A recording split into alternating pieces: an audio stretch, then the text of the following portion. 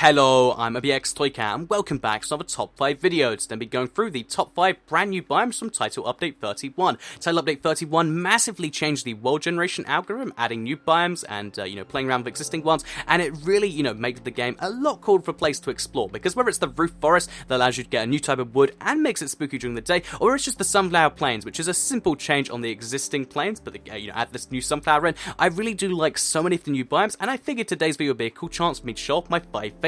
So please do like the video if you do like it, because it helps out the channel a lot, and let us know you like these new biomes just as much as I do, and of course everyone does. But yeah, let's get straight into it, shall we? And let's start with number 5 on the list, and number 5 on the list is one you can see on my field of view right now. I know it's not the sunflower plains, as cool as sunflowers are, there is something even cooler than one brand new type of flower biome, and that is several brand new types of flower biomes. So the flower forest is really notable, not only for being, an existing version of biome that's way cooler, but also for being the only source that you can actually get a bunch of different flowers. So basically, this is the only place in the game where you can find the allium, and you can actually naturally spawn the allium by booming the place. It's this thing right here. It's a nice little way to get some extra dye. I think it's a pretty cool, flower, especially compared to what we have right now, but it's also naturally generating the only way to find 3 extra types of flower: the lilac, the rose bush, this thing right here, and the peony. And I think, I can't pronounce that word, so I want to call it pony, but yeah, the pony, as this thing right here is called. And yeah, basically it's a really cool biome, not only because it has a bunch of new blocks, but because it looks amazing while doing so. Like, just look at this thing. You can see,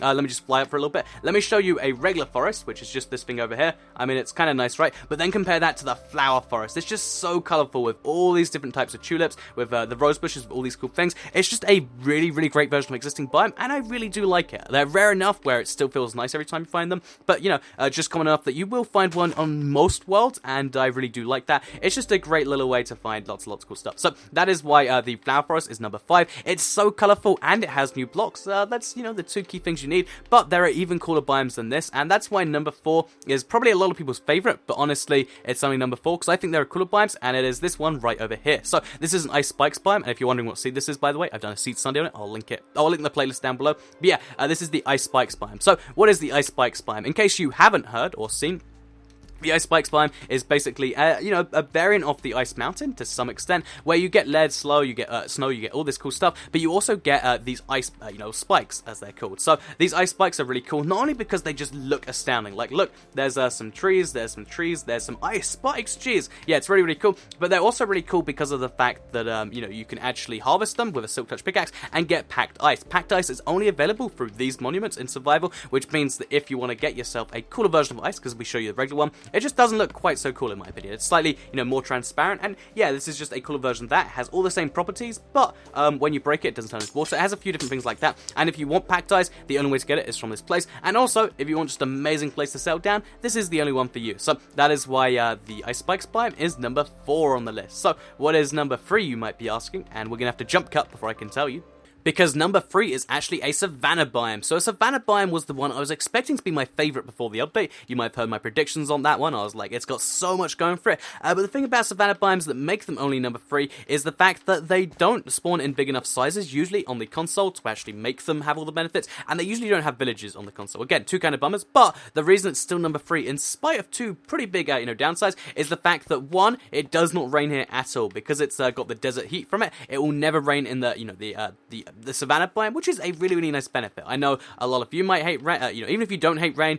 you've got to admit it's kind of one of those things where it's like, oh, it's raining, it means nothing. You either hate it or it means nothing, which is, kind of a bad thing. So the Savannah biome, which I'm going to keep calling the acacia biome, is great because it doesn't have that, but it also has the funkiest colored tree in the game. That's right, the acacia tree is exclusive to this biome. That's what I call it, this acacia biome, and it's the coolest type of thing, because look at it right here. As you can see, it's bright orange with some brown on the outside, which is kind of cool, or grey, sorry, I don't know why I'm being semi-colorblind, but also when you get the planks, if you look at it right here, this is just the coolest color of planks. It looks a little bit like red sand, but it's just a really nice color of wood. I think if you want to have a, striking building, this is the best way to do it. I really do like this Savannah biome. I think, even though it's not the best biome in the game, it's pretty close. If you want somewhere to settle down that's not quite as colorful as, say, a Mesa biome, then this is the one for you. But if that's not the exact definition we want, then I can probably guess what is, and that's my number 2 too. in case it's also your number 2, and that is going to have to be the one that most people said is their favorite biome, and I'll only disagree for one reason, and that is actually the Mesa Biome. So the Mesa Biome is going to suddenly pop into view in a second, and yeah, this Mesa Biome comes from another seed, from my Seed Sunday playlist. It's one of my favorite seeds I've seen so far, because look how big this thing is. For console sizes, this is pretty big,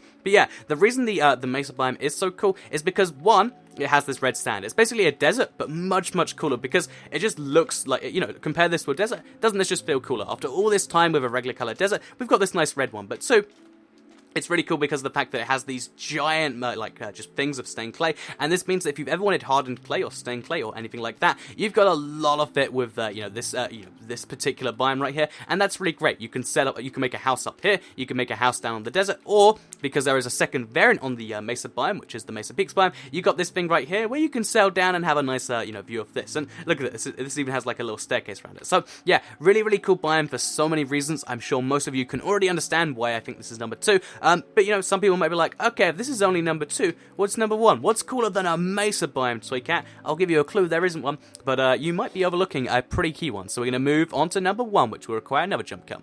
So number 1 on my list will make me sound like a crazy man at first, but you're going to have to hear me out on this, because it used to be my least favorite biome, and as of the latest update, it's transitioned to be my favorite, because it is the deep ocean. So the deep ocean is technically a new biome, but it's kind of like a, like an extended version of a previous biome, because basically they took the, the old deep ocean, or the, regular ocean, and they made it extra deep, so look how far you go down before you hit the gravel down here. That's 30 blocks down, but also they changed it so that there's gravel at the bottom instead of thing, which makes for a biome which is terrible sounding at first, right? Like, look down there, it's just gravel and gravel and gravel. No one wants this much gravel. It should be the biome I hate the most. And you might be like, okay, then what's the catch, Toy Cat? And you probably know the catch, because it is, of course, the Ocean Monument. That's right, the Ocean Monument is the coolest structure in the game, and it is only found in, deep oceans. And even if you have to go through half a map full of, deep ocean to find a, Guardian Monument thing here, I think it's entirely worth it, because the fight, fighting with the Guardians is pretty cool. Getting all the blocks from this is really cool, and without one of these in your world, you miss out on so many blocks. Not only do you miss out on Prismarine,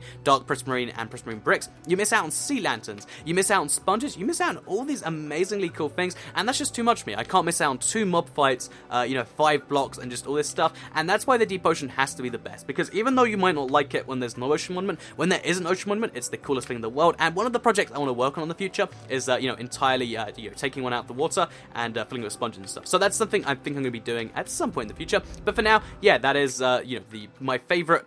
I guess this is my favorite structure, but this is the coolest biome because it contains the coolest structure by far. And yeah, that is the end of today's video. I hope you did all enjoy it. I'd love to know what your personal top 5 is in the comments down below, because I know a lot of people will say, nope, Deep Ocean's not worth it even for the Ocean Monument. I'd love to hear your top 5 right down there below. And like the video if you did like it, share if you really liked it, and subscribe if you're new around here. I make videos like this every single day on my channel, even over this Christmas time. And if you subscribe, you'll see them daily on your homepage. Thank you all very much for watching. Check out the Seed Sunday playlist if you want to find a seed with a particular biome you do like.